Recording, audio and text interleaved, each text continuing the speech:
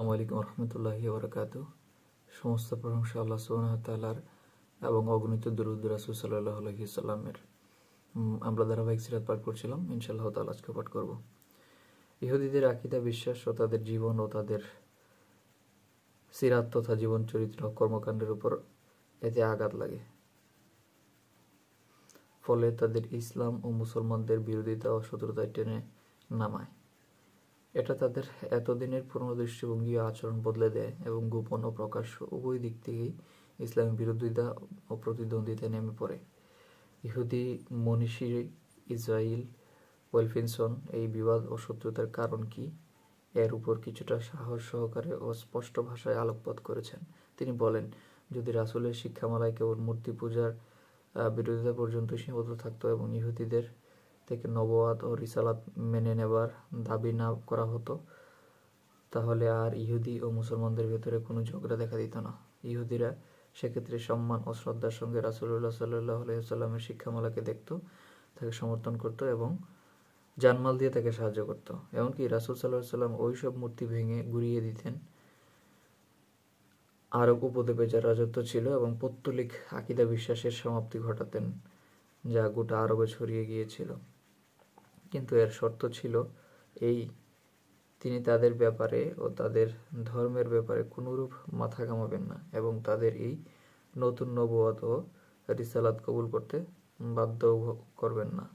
এই জন্য যে ইহুদি মন মানুষ কোনো জিনিসের সামনে নরম হতে রাজি হয় না যা তার ধর্ম থেকে সরিয়ে দিতে চায়। তারা বনি ইসরায়েল ছাড়া আর কোনো বংশের নবীকে মেনে নিতে পারে না। এইটা তাদের একটা দাম্ভিকতার জায়গা ছিল। বনি ইসরায়েল ছাড়া অন্য কোনো জায়গা থেকে নবী আসলে তাদের এটা মানা যাবে না। বনি ইসরায়েলের ইয়েটা কিন্তু অনেক বড়, তাই না? অনেক নবী রাসূল আসছেন বনি ইসরায়েলের যে ধারা থেকে। তো এর বাইরে কোনো নবী আসলেই তাদের কাছে এটা অ্যাকসেপ্টেবল না। তাদের কাছে বংশ পরম্পরার বংশীয় গর্ব একটা আছে না, ওই জায়গা থেকেও তারা মেনে নিতে পারতো না আর কি। সো এটা তাদের একটা জাহেলিপনা ছিল।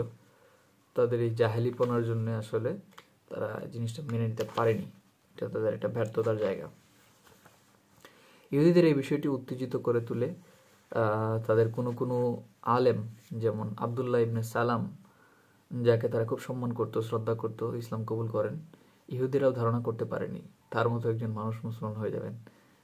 এটি তাদের বুকে হিংসা ও মনের দহন জ্বালাকে আরও উস্কে দেয়, বাড়িয়ে দেয়।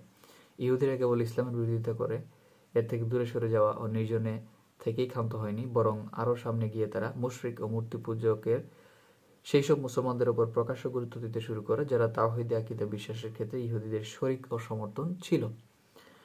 এটাই আশা করা গিয়েছিল, যার যুক্তি বুদ্ধির দাবিও ছিল এই, যখন কুরাইশদের ধর্ম ও রাসূলুল্লাহ সাল্লাল্লাহু আলাইহি ওয়াসাল্লামের আনিত দ্বীনের তুলনা করা হবে এবং এই দুইয়ের ব্যাপারে প্রাধান্য প্রদান ও বাছাইয়ের প্রশ্ন আসবে, তখন তারা মুসলমানদের সাথে তাদের মতের অমিল থাকা সত্ত্বেও শিরক ও মূর্তি পূজার উপর ইসলামের সত্যতা ও শ্রেষ্ঠত্ব সাক্ষ্য দিবে। কিন্তু ইসলামের দুশমনী তাদের এই অনুমতি দেয়নি।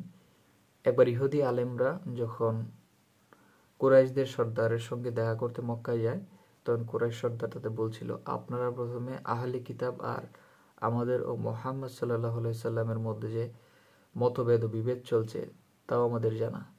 এ ব্যাপারে আপনারা কি বলেন? আমাদের ধর্ম উত্তম না ওদের? তারা জবাব দেয়, আপনাদের, অর্থাৎ কুরাইশদের ধর্ম উত্তম। কুরাইশদের ধর্ম আপনাদের ধর্ম ওদের ধর্ম থেকে উত্তম এবং আপনারাই বেশি সত্যের উপর প্রতিষ্ঠিত। আচ্ছা, তো আজকে এই পর্যন্তই। ইনশাআল্লাহ আজিজ যদি বেঁচে থাকি আগামীকালকে কথা হবে। সে পর্যন্ত সবাই ভালো থাকুন, সুস্থ থাকুন। এই সাবটাইটেলটা অনেক বড়, 3 দিন ধরে মনে এটাই পড়তেছি, শেষ হচ্ছে না। ইনশাআল্লাহ আগামীকালকে শেষ হয়ে যাবে যদি বেঁচে থাকি। সে পর্যন্ত সবাই ভালো থাকুন, সুস্থ থাকুন। আমার জন্য দোয়া করবেন, আল্লাহ যেন আমাকে মাফ করে দেন, নাজাতের ব্যবস্থা করে দেন। যারা মারা গেছেন আল্লাহ সবাইকে যেন মাফ করে দেন, সবাইকে জান্নাতুল ফিরদৌস দান করেন। আসসালামু আলাইকুম ওয়া রাহমাতুল্লাহি ওয়া বারাকাতুহু।